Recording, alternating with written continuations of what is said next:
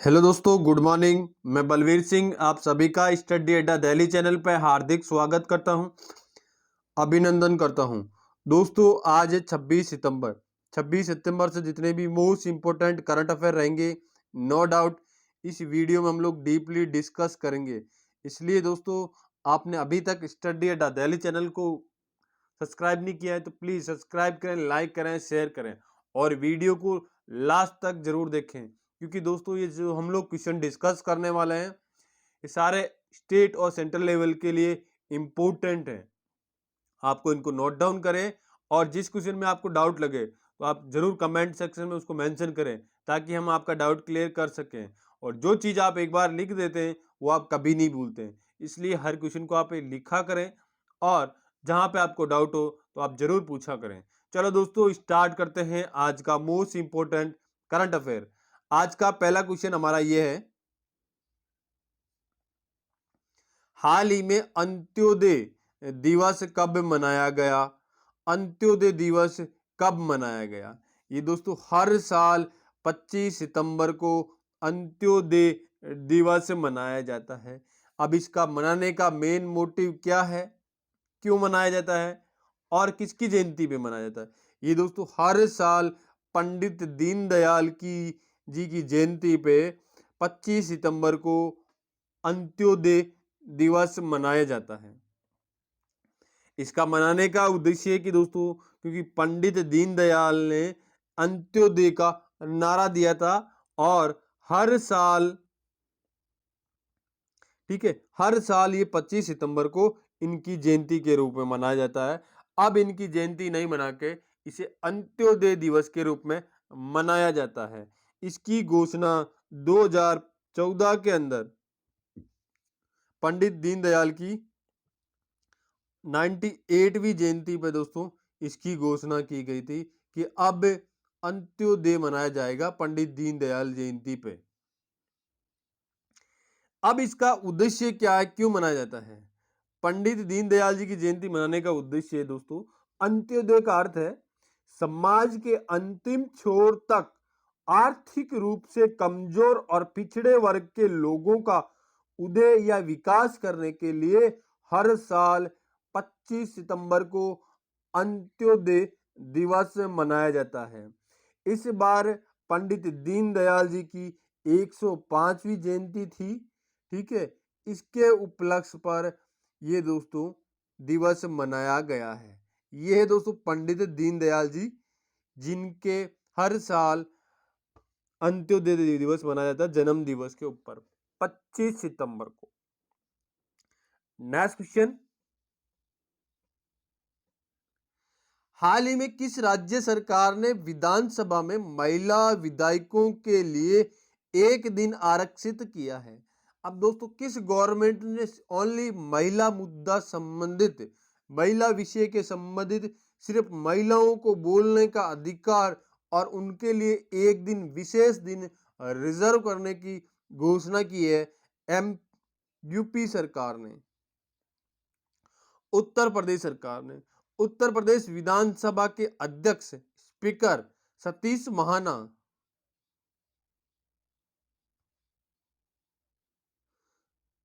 सतीश महाना जी ने यह घोषणा की है कि अब सिर्फ एक दिन, जब भी विधानसभा का सत्र चलेगा उसमें एक दिन सिर्फ स्पेशल महिलाओं के मुद्दे को उठाने के लिए महिला विधायकों को उस विषय पे बोलने का अधिकार दिया जाएगा।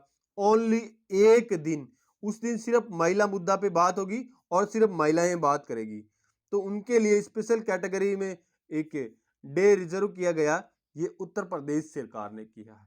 अब उत्तर प्रदेश के दोनों सदनों में ये एक दिन रिजर्व किया गया, एक दिन विधान परिषद और एक दिन विधानसभा में, दोनों में एक एक दिन इनको रिजर्व किया गया सिर्फ महिला मुद्दे पे बात करने के लिए और सिर्फ महिला विधायकों के द्वारा, ठीक है।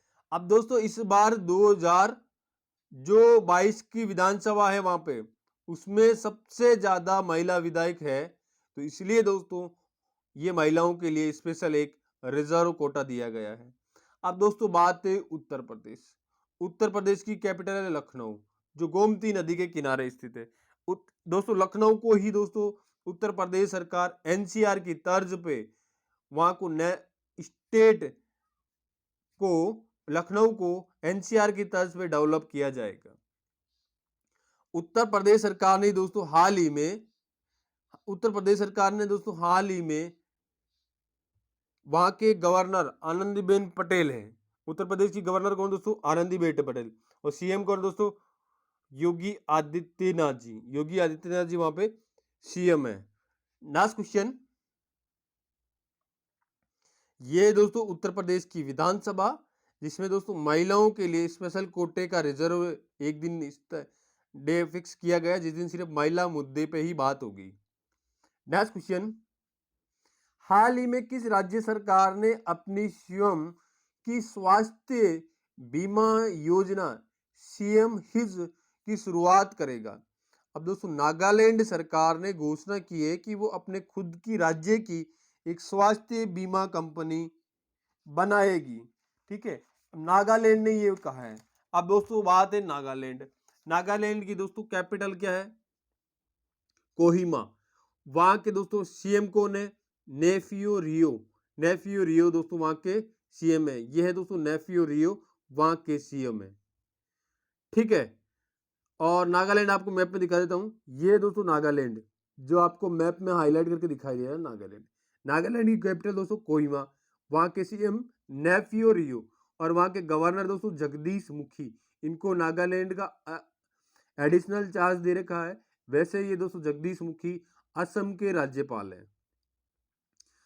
देखो दोस्तों नागालैंड की स्थापना कब हुई? 1 दिसंबर 1963 में नागालैंड की स्थापना हुई। ठीक है, और एमएलए की सीट कितनी है? एमएलए की 60 है, राज्यसभा सीट 1 है, लोकसभा सीट 1 है, और वहां पे डिस्ट्रिक्ट कितने दोस्तों? 16 डिस्ट्रिक्ट है। जिले कितने दोस्तों? 16 जिले वहां पे। ठीक है, और गुवाहाटी में दोस्तों नागालैंड का हाई कोर्ट बेंच है। तो दोस्तों नागालैंड से संबंधित इतने हमारे क्वेश्चन हो जाते हैं। नेक्स्ट क्वेश्चन, हाल ही में किसने ई लर्निंग प्लेटफॉर्म भारत विद्या को लॉन्च किया है? दोस्तों ई लर्निंग प्लेटफॉर्म है जिसको दोस्तों हमारे केंद्रीय वित्त मंत्री Nirmala Sitharaman, option number B it will be right answer, Nirmala Sitharaman ji ने इसका उद्घाटन किया है। ई लर्निंग पोर्टल, ये निर्मला सीतारमण आपको यहाँ पे भी दिखाई दे रहे होंगे। इन्होंने दोस्तों भारत विद्या ई लर्निंग पोर्टल लॉन्च किया है। इसको लॉन्च दोस्तों पुणे में किया गया है। इसको लॉन्च पुणे के दोस्तों ओरिएंटल रिसर्च इंस्टीट्यूट में किया गया है। पुणे का एक रिसर्च इंस्टीट्यूट है ओरिएंटल रिसर्च इंस्टीट्यूट। इसमें दोस्तों निर्मला सीतारमण जो हमारे वित्त मंत्री, इन्होंने इसको लॉन्च किया। अब इसका उद्देश्य क्या है दोस्तों? प्लेटफॉर्म का उद्देश्य दोस्तों कला, वास्तुकला, दर्शन, भाषा और विज्ञान से संबंधित इंडोलॉजी के विभिन्न पहलुओं को कवर करने वाले मुफ्त और शुल्क पाठ्यक्रम उपलब्ध करवाया जाएगा इसके तहत। और ये दोस्तों हमारे लॉन्च किया है हमारे केंद्रीय वित्त मंत्री निर्मला सीतारमण जी ने। ठीक है, तो option number B it will be right answer. Option number B it will be right answer कि निर्मला सीतारमण जी ने प्लेटफॉर्म ई लर्निंग भारत विद्या को लॉन्च किया है। नेक्स्ट क्वेश्चन, आज का मोटिवेशन कोट, शिक्षा और संस्कार जिंदगी जीने के मूल मंत्र है। शिक्षा और संस्कार जिंदगी जीने के मूल मंत्र है। शिक्षा कभी झुकने नहीं देगी और संस्कार कभी गिरने नहीं देंगे। बिल्कुल दोस्तों, संस्कार और शिक्षा दोनों एक महान जीवन जीने के लिए बहुत जरूरी है। इसी के साथ स्टार्ट करते हैं हमारा नेक्स्ट क्वेश्चन। हाल ही में किस बैंक का लाइसेंस आरबीआई ने निरस्त कर दिया गया है? दोस्तों आरबीआई ने bank of Lakshmi cooperative bank का दोस्तों लाइसेंस निरस्त कर दिया गया है। अब दोस्तों ये आरबीआई ने की, ये महाराष्ट्र की सोलापुर ब्रांच है, इसको दोस्तों आरबीआई ने निरस्त कर दिया इसके लाइसेंस। आरबीआई आरबीआई ने दोस्तों, और इसमें दोस्तों आरबीआई ने एक कंडीशन डाली है कि लक्ष्मी कोऑपरेटिव बैंक अपने कस्टमर को 5 लाख रुपए तक का राशि को वापस लौटाएगा। 5 लाख रुपए राशि तक की वापस लौटाएगा लक्ष्मी बैंक अपने कस्टमर को। ठीक है। आरबीआई आरबीआई के गवर्नर कौन है दोस्तों? शक्तिकांत दास। आरबीआई का हेडक्वार्टर कहां है दोस्तों? मुंबई के अंदर। और आरबीआई की स्थापना कब हुई थी दोस्तों? 1 अप्रैल 1935 को अंदर। और जब आरबीआई की स्थापना हुई थी तब कहां को हेडक्वार्टर था इनका? कोलकाता। और अभी प्रेजेंट टाइम में कहां है दोस्तों? मुंबई के अंदर। नेक्स्ट क्वेश्चन, हाल ही में प्रधानमंत्री नरेंद्र मोदी के सिलेक्टेड भाषणों को आकाशवाणी द्वारा प्रकाशित पुस्तक का विमोचन किसके द्वारा किया गया है? अब दोस्तों नरेंद्र मोदी जी के टोटल 86 ये बुक है, सबका साथ सबका विकास सबका विश्वास नामक एक बुक लॉन्च की गई है। बुक का क्या नाम है? सबका साथ सबका विकास, ठीक है, और सबका विश्वास नामक एक बुक लॉन्च की गई है। ये बुक दोस्तों आकाशवाणी द्वारा लॉन्च की गई है और इसका विमोचन किया है हमारे पूर्व उपराष्ट्रपति एम के वेंकैया नायडू। इस बुक का विमोचन किसने किया? एम के पूर्व राष्ट्रपति उपराष्ट्रपति एम के वेंकैया नायडू ने इस बुक का लॉन्च किया। यह है वो बुक।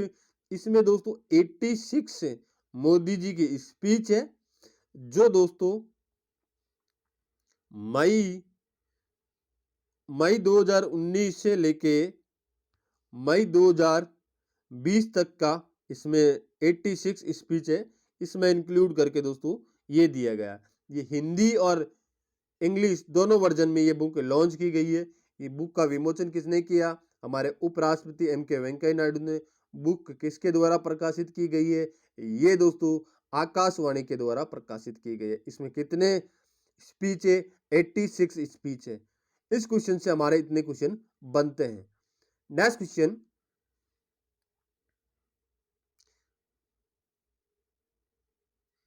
हाल ही में किस कंपनी को महारत्न का दर्जा प्राप्त हुआ? अब दोस्तों किस कंपनी को महारत्न का दर्जा प्राप्त हुआ है? ये दोस्तों आरईसी, जो दोस्तों एक एनर्जी की कंपनी है, इसको महारत्न का दर्जा प्राप्त हुआ है। ये दोस्तों इस कंपनी का लोगो है आरईसी, ठीक है, इसको महारत्न का दर्जा प्राप्त हुआ है। अब इसकी स्थापना कब हुई? 25 जुलाई 1969 के अंदर। हेडक्वार्टर कहां है? मुंबई के अंदर। और सीएमडी कौन दोस्तों? विवेक कुमार देवागन इसके सीएमडी है आरईसी कंपनी के। नेक्स्ट क्वेश्चन, हाल ही में एससी ने एआईओ, एससी का मतलब होता है दोस्तों supreme court, IOA international Olympic associate के संविधान में संशोधन के लिए किसे नियुक्त किया है? अब दोस्तों आईओए के संविधान में संशोधन करने के लिए नियुक्त किया गया है आपके न्यायमूर्ति एल नागेश्वर राय। न्यायमूर्ति एल नागेश्वर राय को दोस्तों इंडियन ओलंपिक ऑर्गेनाइजेशन का संविधान संशोधन में एक कमेटी नियुक्त की गई, उसका दोस्तों इनको प्रमुख नियुक्त किया गया एल नागेश्वर राय। अब दोस्तों आईओए इंडियन ओलंपिक ऑर्गेनाइजेशन, इसके दोस्तों एसोसिएट, इंडियन ओलंपिक एसोसिएट, इसके दोस्तों महासचिव है राजीव मेहता, उपाध्यक्ष है दोस्तों आदिल सुमीरवाला, और अध्यक्ष थे दोस्तों नादिर बत्रा, जिन्होंने दोस्तों इस्तीफा दे दिया है। ठीक है, इन्होंने दोस्तों हॉकी महासंघ से भी इस्तीफा दे दिया है और ये इसे ओलंपिक से सदस्यता से भी इन्होंने इस्तीफा दे दिया है।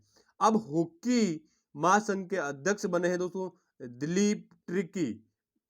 नादिर बत्रा के इस्तीफे के बाद दिलीप ट्रिकी दोस्तों हॉकी महासंघ के अध्यक्ष बने हैं। नेक्स्ट क्वेश्चन, ये है दोस्तों ओलंपिक, सुप्रीम कोर्ट और ओलंपिक। नेक्स्ट क्वेश्चन, हाल ही में विश्व बैंक ने किस राज्य सरकार को 35 मिलियन अमेरिकी डॉलर ऋण को मंजूरी दी है? अब दोस्तों विश्व बैंक ने गुजरात सरकार को, ऑप्शन नंबर बी, गुजरात सरकार को 35 मिलियन अमेरिकी डॉलर को मंजूरी दी है। ठीक है, अब दोस्तों गुजरात को दी है। गुजरात के सीएम है दोस्तों भूपेंद्र भाई पटेल, आचार्य देवव्रत वहां के गवर्नर है, और गांधीधाम दोस्तों गुजरात की कैपिटल है। गुजरात के दोस्तों अहमदाबाद हॉस्पिटल का नाम चेंज करके दोस्तों अब मेडिकल कॉलेज का नाम चेंज कर दोस्तों उसका नाम अब कर दिया गया है प्रधानमंत्री नरेंद्र मोदी के नाम पे, मोदी चिकित्सा महाविद्यालय कर दिया गया है। और गुजरात में ही दोस्तों मोटेरा स्टेडियम का नाम चेंज करके नरेंद्र मोदी स्टेडियम उसका कर दिया गया है। अब दोस्तों बात है गुजरात, तो यह है गुजरात। गुजरात की कैपिटल गांधीधाम है, वहां के सीएम मैंने बता दिया भूपेंद्र सिंह पटेल है, गवर्नर दोस्तों आचार्य देवव्रत है। ठीक है, नेक्स्ट क्वेश्चन, अब दोस्तों बात है ये गुजरात को विश्व बैंक ने 35 मिलियन अमेरिकी डॉलर की सहायता दी है। तो विश्व बैंक दोस्तों इसका उद्देश्य, ये 35 मिलियन डॉलर देने का उद्देश्य पहले मैं आपको बता देता हूं। इसका उद्देश्य है कि गुजरात में स्वास्थ्य सेवाओं को बढ़ाने के लिए किशोर लड़कियों और उनके रोग के निगरानी पे विशेष केंद्रित ये 35,000 मिलियन अमेरिकी डॉलर खर्च किए जाएंगे। अब दोस्तों बात है विश्व बैंक की स्थापना 1944 में हुई, जुलाई 1944। ठीक है, अब दोस्तों इसका हेडक्वार्टर वॉशिंगटन डीसी है, और इसके दोस्तों प्रेसिडेंट कौन है? डेविड मालपास, और सीईओ कौन है दोस्तों? अंशुला कांत सीईओ है, डेविड मालपास प्रेसिडेंट है। नेक्स्ट क्वेश्चन, हाल ही में किसने आरोग्य मंथन 2022 का उद्घाटन किया है? दोस्तों आरोग्य मंथन 2022 का उद्घाटन हमारे केंद्रीय स्वास्थ्य मंत्री मनसुख मंडाविया जी ने इसका उद्घाटन किया है। ठीक है, आरोग्य मंथन 2022, इसका उद्देश्य क्या है? कि इसका उद्देश्य है दोस्तों, ठीक है, इसको कब उद्घाटन किया गया? 25 सितंबर का इसका उद्घाटन हुआ था। इसका उद्देश्य है कि आयुष्मान भारत प्रधानमंत्री जन आरोग्य योजना को 25 सितंबर को 4 साल पूरे हो गए। ठीक है, अब आयुष्मान भारत योजना की शुरुआत कब हुई थी? सितंबर 2018 को, 23 सितंबर 2018 को इसकी योजना की शुरुआत हुई। अब 4 वर्ष के उपलब्ध में दोस्तों आरोग्य मंथन 2022 का शुरुआत की जा रही है। इसका आरोग्य, ये आयुष्मान भारत परियोजना प्रधानमंत्री की योजना क्या थी? ये योजना थी कि दोस्तों प्रत्येक परिवार को 5 लाख का स्वास्थ्य बीमा कवर प्रदान किया जाए आयुष्मान भारत योजना के तहत। अब तक दोस्तों 19 करोड़ कार्ड बन चुके हैं, जिसमें दोस्तों 52% महिलाएं हैं और 48% फीमेल है। ठीक है दोस्तों, चलो दोस्तों आज के लिए इतना ही। ये मेरा वीडियो कैसा लगा? ये दोस्तों मनसुख मंडाविया, ये हमारे केंद्रीय स्वास्थ्य मंत्री है, इन्होंने दोस्तों आरोग्य मंथन 2022 की शुरुआत की है। ये दिल्ली में इसकी शुरुआत की है, उद्घाटन किया है। चलो दोस्तों आज के लिए इतना ही। ये मेरा वीडियो कैसा लगा प्लीज लाइक कमेंट शेयर करके जरूर बताना। और दोस्तों आप सभी को नवरात्रि की हार्दिक शुभकामनाएं। धन्यवाद।